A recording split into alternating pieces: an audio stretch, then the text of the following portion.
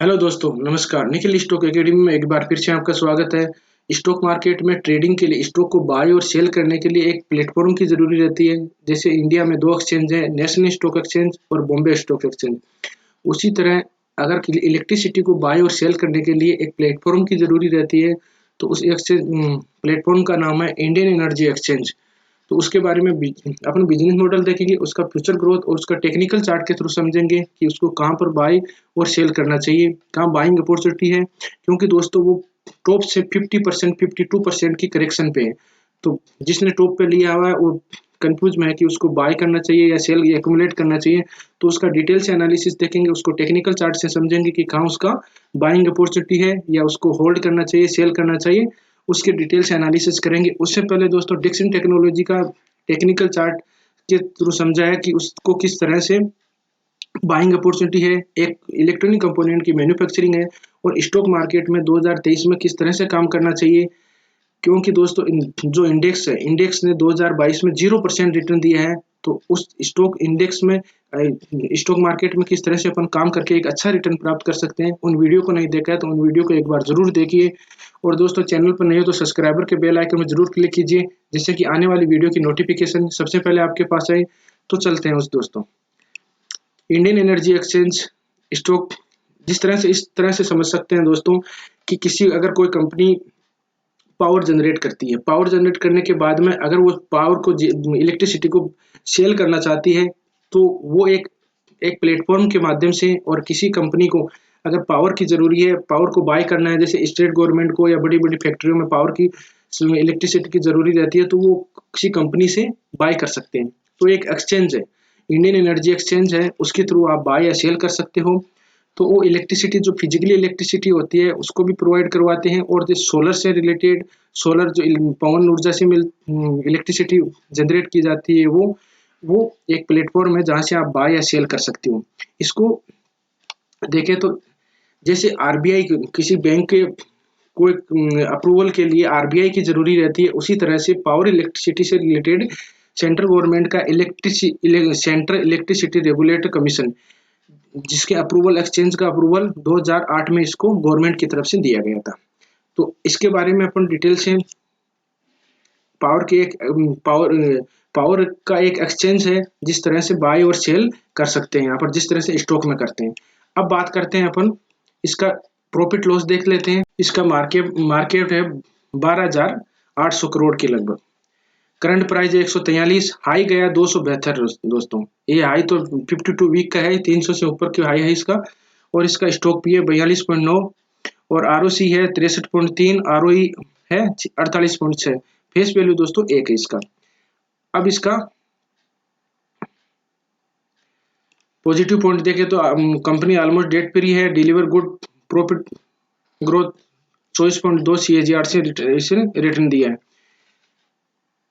अब इसका एक बार क्वार्टरली रिजल्ट देखते हैं। क्वार्टरली रिजल्ट वैसे देखते हैं हम नहीं ना, इसका एक बार क्वार्टरली रिजल्ट से आपको पता चलेगा कि मार्केट इसमें करेक्शन क्यों आई है दोस्तों। सेलिंग हुई है दोस्तों, दिसंबर 2021 की बात करें तो 114 करोड़, मार्च 2022 में 112 करोड़, जून 2022 में देखें तो 98 करोड़ और सितंबर 2022 में देखें तो 95 करोड़। सेलिंग में इसमें इसका सेल कम हुआ है। एक्सपेंडिचर देखें तो एक्सपेंडिचर तो इसमें कोई ज्यादा बड़ा नहीं है। और प्रॉफिट लॉस नेट प्रॉफिट देखें तो 80 था, 81 69 हो गया और 70 हो गया। इस वजह से भी इसका जो रेवेन्यू है वो भी कम हुआ है, तो इसका डिक्लाइन हो गया। चार्ट में भी इसको आप देख सकते हो। अब इसका देखें profit and profit loss last दो का देखेंगे अपन। हाँ, मार्च 2021 का देखें 317 करोड़ था और इसका मार्च 2022 में 426 है। एक्सपेंडिचर इसका मार्च 2021 का 58 करोड़ था और मार्च 2022 का 60 करोड़ था। नेट प्रॉफिट में देखें तो 213 करोड़ और मार्च 2022 में 303 करोड़ है। और अभी के देखें तो 2 क्वार्टर का आया 299। इसमें आपको क्वार्टरली में इसीलिए देखा है कि क्वार्टरली में दो क्वार्टर के रिजल्ट खराब है, इस तरह से मार्केट में इसमें प्राइस में करेक्शन हुआ। बैलेंस शीट देखें तो शेयर कैपिटल है 90 करोड़ का और रिजर्व इसके पास में है 662 और इसके कर्जा 16 करोड़ का है। कर्जा कोई इसके पास में ज्यादा नहीं है। अब इसका शेयर होल्डिंग पैटर्न देखें तो एफआईज की है 15 देखिए, एक इसमें देखिए 15.80 है, और DIS की होल्डिंग है 22.40, 22 और पब्लिक के पास में 61% है दोस्तों। पब्लिक के पास में 61% की होल्डिंग है। और जो अगर टॉप में 300 पे लेके बैठ गया और वो अभी वेट कर रहा है कि कब उसकी प्राइस आए, तो अपन टेक्निकल चार्ट से समझेंगे कि कहाँ उसकी उसको कहाँ तक इसका 142 पे इसकी प्राइस चल रही है, तो कहाँ पे है नीचे डाउन आ सकता है। अब देखते हैं दोस्तों, चलते हैं टेक्निकल चार्ट पे। टेक्निकल चार्ट पे देखें, एक ध्यान रखिए दोस्तों कि किसी स्टॉक में अगर अच्छा उसने रिटर्न दिया, जैसे टाटा इलेक्सी की बात करें अपन, टाटा इलेक्सी ने अच्छा रिटर्न दिया तो करेक्शन में अभी, तो ऐसे स्टॉक में आपको नहीं पसंद। आप अब सोच रहे होंगे कि इस ये 300 रुपये 319 रुपये का आ गया स्टॉक, अभी 142 का ले अपने बाय कर लेना चाहिए, तो उसमें उसका एक अलग आपको इसका एनालिसिस अलग से करना चाहिए कि ये इतना करेक्शन हुई है, अगर इसमें इतना रिटर्न दिया तो करेक्शन लाजवाब है, उसमें आनी है। कोई सा भी नहीं है सो कि इसमें अब 1 साल में इसने रिटर्न दे दिया तो अब ये 6 महीने तक ये कंसोलिडेट फेज में रहेगा, उसको 0% रिटर्न। गलती अपनी है, जो टॉप पे ले लेते हैं तो उनकी गलती है, उस मार्केट की कोई गलती नहीं है। अगर आप टॉप पे ले तो आपकी गलती मानी जाएगी। जिस तरह से अब इसको चार्ट को देखें कि 2017 में ये मार्केट में लिस्टेड हुई थी कंपनी, अब 20 तक इसने कोई रिटर्न दिया, कुछ रिटर्न नहीं दिया दोस्तों, 20 तक इसने 3 साल तक 0% रिटर्न दिया। उसके बाद में ब्रेकआउट हुआ, 60 रुपए का स्टॉक 300 रुपए 312 चला गया, तो 5 गुना वेल्थ को क्रिएट करके दिया है इसने। और अब अपन इसका टॉप पे लेके बैठे कि ये और ज्यादा गुना हो जाएगा, ऐसा शेयर मार्केट में नहीं हो सकता कि आप सोच रहे हो कि 5 गुना हो गया और मेरा जो कैपिटल हो 20 गुना हो जाए, ये ऐसा पॉसिबल नहीं है। आपको यहाँ पर बाय नहीं, आपको यहाँ बाय करना चाहिए था। और अब बात करते हैं कि अब ये करेक्शन पे कहाँ पर है, तो अपन फिबोनिक रिट्रेसमेंट एक यूज करते हैं टूल, उसके बारे में बात करते हैं कि कहाँ पर उसका। ये देखिए, सबसे पहले उसको जो सपोर्ट लिया है वो 38% पर लिया है, बाद में लिया 50% पर, और नेक्स्ट लिया इसने 60% के आसपास कंसोलिडेट हो रहा है। 60% से नीचा भी आया है, थोड़ा नीचा आ भी सकता है।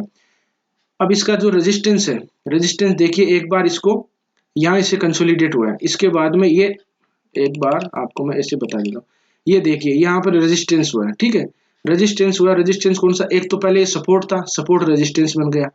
दूसरा ये लेफ्ट में देखिए, यहाँ पर लेफ्ट में रेजिस्टेंस था, तो वो रेजिस्टेंस का काम किया इसने। रेजिस्टेंस होता है तो रेजिस्टेंस का भी काम कर सकता है, और सपोर्ट रेजिस्टेंस का भी काम कर सकता है। तो इस तरह से ये रेजिस्टेंस था, तो यहाँ पर ये रेजिस्टेंस काम कर रहा है।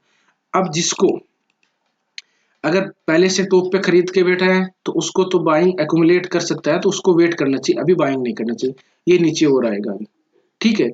और जिसको एक्यूमुलेट करना है या नई फ्रेश बाइंग करनी है, उसको भी वेट करना चाहिए। उसको दोस्तों अगर ये स्टॉक ये यहाँ पर मिलता है 120 के लगभग, अगर ये स्टॉक मिल जाता है तब सबसे बेस्ट अपॉर्चुनिटी होगी।